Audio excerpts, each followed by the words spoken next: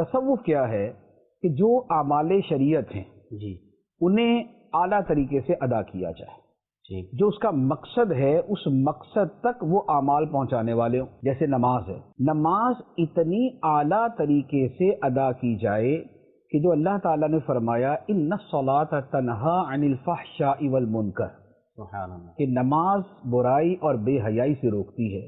تو نماز ایسی ہو کہ جو برائی بے حیائی سے روک دے. بالکل ٹھیک ہے، اور وہ نماز کون سی ہوگی؟ وہ وہی والی ہوگی جو فرمایا کہ ایسے عبادت کر جیسے تو خدا کو دیکھ رہا ہے. سبحان اللہ، واہ واہ، اب کیا ہوا کہ نماز کے یہ فرائض سنتیں واجبات ادا کر کے پورا کر دینا یہ شریعت ہے، بالکل، اور اس میں اتنا خشوع و خضوع شامل کرنا جی کہ وہ بندے کو برائی بے حیائی سے روک دے، یہ تصوف ہے. یہ تصور، ٹھیک ہے، صحیح، روزہ رکھنا کتب علیکم الصیام، تم پہ روزے فرض کیے گئے، جی لیکن روزے ایسے رکھنا کہ آخر میں فرمایا لعلکم تتقون، تاکہ تمہیں تقوی نصیب ہو جائے، صحیح، خواہشات نفس سے بچنا نصیب ہو جائے. یہ کتب علیکم الصیام شریعت ہے، لعلکم تتقون تصوف ہے.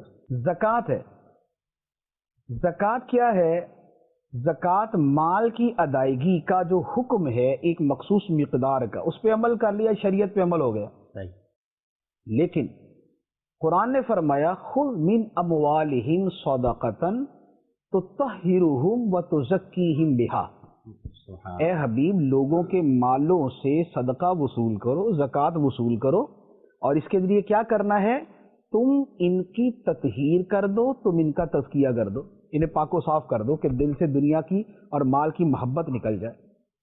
یہ جو تطہرہم اور تزکیہم ہے جی، یہ تصوف ہے.